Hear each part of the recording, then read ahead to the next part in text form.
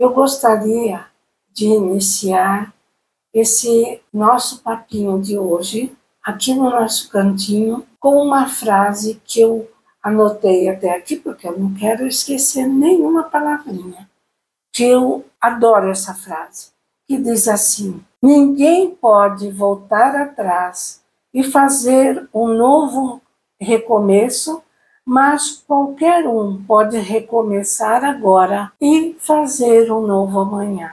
Se vocês estão aqui pela primeira vez, seja muito bem-vindo, dá um joinha, aperte o sininho para receber novos conteúdos e, se possível, continue me seguindo, porque eu tenho muitos casos para contar. E foi assim. Eu era muito pequena quando em casa começou a vir toda semana uma senhora já de meia idade e uma mocinha. E ela ficava na cozinha com a mamãe fazendo bolos e pegava o bolo e levava não sei para onde. Um dia até perguntei: mamãe, esse bolo é para nós? Não, esse bolo é para Dona Etelvina. Dona Etelvina era essa senhora aqui em casa. Ah, mas nós não vamos ter bolo para o café? Vamos. Eu vou fazer um outro, estou fazendo já um outro. Então tá bom. E assim o tempo passou, até que um dia elas pararam de vir em casa. Eu gostava muito delas, eu sentia como se fosse da família. Só que não era, eu sabia que não. Aí, muito tempo depois, eu voltei a lembrar daquelas visitas e perguntei para minha mãe: mamãe, quem era aquela senhora que nunca mais apareceu com a filha dela, a Dona Etelvina? Ah, sim, eu vou contar, que era o seguinte. Quando começaram as indústrias na Baixada Santista, a Petrobras, a Ultrafértil, a Cosipa e várias outras empresas estavam iniciando. Então veio gente de muitos lugares, de Minas, do Nordeste, do interior de São Paulo mesmo, de vários lugares. E veio de lá do interior de São Paulo, numa dessas cidades, veio um rapaz da cidade do meu pai. Era conhecido na cidade e era muito bonzinho. Todos gostavam muito dele. Mas ele veio trabalhar numa empresa onde o cozinheiro dessa empresa era muito racista. E esse rapaz era negro. E não dava sossego para o rapaz, esse cozinheiro. Não podia vê-lo onde quer que estivesse, humilhava, fazia de tudo para que ele ficasse cada vez mais adoentado de tanta tristeza. E assim passou-se um tempo, os colegas no refeitório onde eles se reuniam não podiam reclamar, tinham medo dele. Sabe, esses homens muito grandes, muito fortes, que abusavam do tamanho, da força que tinha ali nesse local, né, para humilhar esse rapaz. E todos ficavam assim, com medo, porque todos ali precisavam desse emprego, principalmente esse rapaz, que havia deixado a família dele longe. E os outros também. Se fosse causar uma confusão, alguma coisa, se reclamasse, poderiam ser mandados embora. E muitas vezes deixaram a família em lugares distantes, né, em cidades distantes, em estados distantes. E assim o tempo passou. Um dia um amigo falou: você não pode continuar assim. Você não pode. Eu tenho um amigo que tem uma arma. Uma arma, disse ele. Eu nunca cheguei nem perto de uma arma. Como assim? Nós sabemos disso, mas é só para dar um susto nele. Porque ele vê você desprotegido, ele não vai parar, vai cada vez piorando mais. E realmente estava assim, piorando cada vez mais. Até que um dia o rapaz resolveu aceitar a arma. antes ele não tivesse feito isso. Valeria mais a pena ele ter perdido o emprego, voltado para a terra dele, mas como prever o futuro, não é verdade? E assim ele fez, aceitou a arma, o rapaz levou, e naquele dia esse cozinheiro estava ainda pior.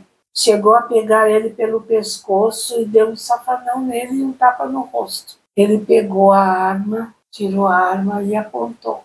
Tremendo, com as mãos tremendo, tanto de medo por estar segurando uma arma, como também pelo nervoso de tudo, contribuía para que naquele momento ele estivesse muito nervoso.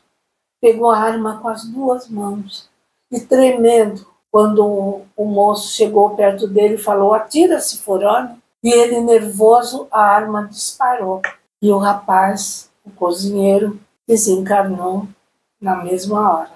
Como é de se prever, ele foi preso até ser julgado. E com isso, levou muito tempo. Essa senhora era a mãe dele e a mocinha era irmã dele. E elas vinham e ficavam hospedadas na minha casa. E no outro dia iam visitá-lo na cadeia. Até um dia que ele foi julgado, e não demorou muito tempo, pois naquela época as coisas aconteciam, mas não com tanta frequência como nos dias atuais. E aí essa senhora levava bolo para a cadeia, para visitá-lo na cadeia. Ele foi julgado e, como era um réu primário e como havia muitas testemunhas em favor dele, contando o que esse rapaz estava sofrendo, ele foi liberado. Ele foi inocentado. Inocentado pela lei dos homens. Mas pela lei de Deus, aquele Deus interior que todos nós temos, ele não se conformava por ter tirado a vida de um outro ser humano, mesmo nessas condições, mesmo que tenha sido sem querer, na verdade. Ele só queria dar um susto no moço, mas ele ficou doente, tão doente, que também acabou desencarnando. Um dia, quando eu era pequena, eu tinha assim, desde pequena, eu acho que já contei para vocês, eu tinha um amigo que eu chamava meu amigo invisível. E ele se aproximava de mim, às vezes, quando eu estava arrumando a casa, varrendo, lavando uma loucinha, ele se aproximava e ficava conversando comigo. Aí um dia ele perguntou: quem é Deus? E eu fiquei assim, sem saber o que responder, porque foi de repente que ele veio conversar comigo e me pegou de surpresa. Aí ele falou assim: mas eu explico. Nós somos todos como uma cebola. À medida que vamos reencarnando, vamos lapidando as nossas arestas, as nossas imperfeições, nós vamos como se fossem perdendo essas cascas, até ficar o núcleo, que é a pura luz, é a centelha divina. E eu, na época, ainda era muito jovem, e eu perguntei: mas todos nós somos assim? Claro, todos nós.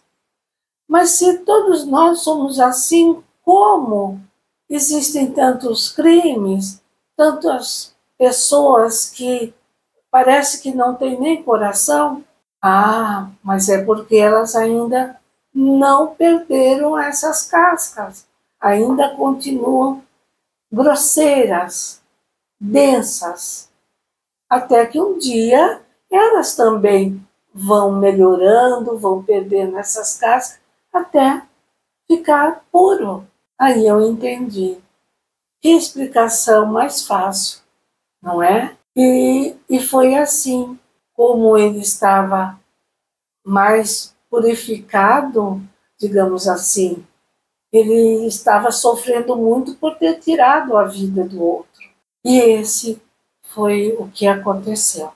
Por isso que aquela senhora e aquela mocinha sempre estavam em casa até o dia do falecimento do rapaz, quando ela passou a não voltar mais. E eu vou hoje ler uma cartinha, não se trata desse rapaz, mas foi de um outro moço que me ditou uma cartinha referente também ao nosso caso de hoje.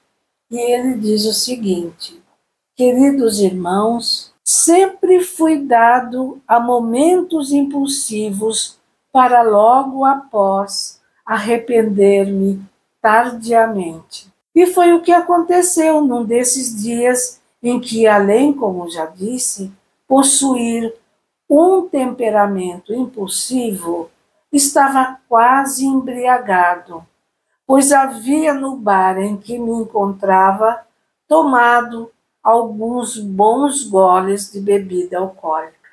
Envolvido ainda por irmãos menos esclarecidos da espiritualidade de baixa vibração e ávidos por vingar aquele irmão a quem tirei a vida, fui usado, ou melhor dizendo, me deixei usar para seu sórdido intento. Não era eu uma má pessoa, e assim fiquei horrorizado comigo mesmo. Minha alta posição na sociedade me permitiu a liberdade, e tendo em vista, sendo eu um réu primário. Mas quem disse que eu fiquei em paz? Fui dominado por horríveis pesadelos, onde acordava encharcado de suor, mesmo em dias mais frios de rigoroso inverno. Procurei cada vez mais a companhia do álcool para anestesiar minha dor, mas tudo em vão. Quando o efeito da bebida passava, a imagem do amigo caindo através de minha arma me levava ao desespero e bebia novamente.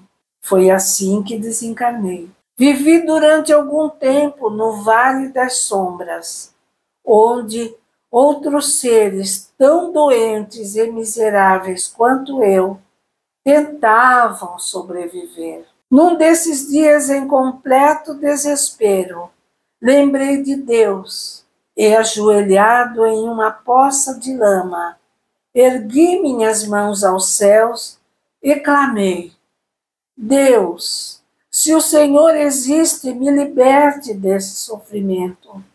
E assim ficou visível para mim seres angelicais que me resgataram daquele triste sítio. Hoje, aqui estou para contar-lhes sobre esse tão amargo período da minha vida. Espero ter ajudado um irmão em convalescença. Então, como eu disse para vocês, não se trata do caso que eu contei hoje, mas é o que acontece quando as pessoas cometem algum ato impensado no momento de nervosismo ou sobre efeito da bebida e dos obsessores também, né? Como nesse caso que foi relatado nessa cartinha. Então, meus irmãos, meus amigos, por hoje é só. Eu vou ficando por aqui, mas continue sempre comigo, porque eu tenho muitos casos para contar. Eu vou, mas volto. Fiquem todos com Deus. Até mais.